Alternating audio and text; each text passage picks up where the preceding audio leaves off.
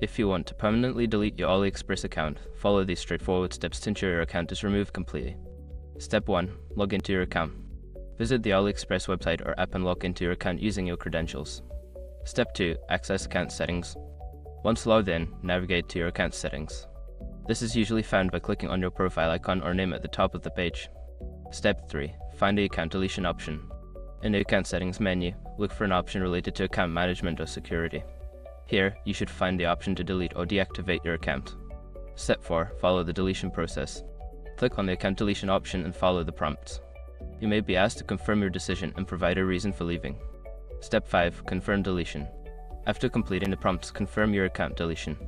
You should receive a notification or email confirming that your account has been scheduled for deletion. Once you have completed these steps, your AliExpress account will be permanently deleted. Make sure to download any necessary information or order history before proceeding, as this data will no longer be accessible after deletion.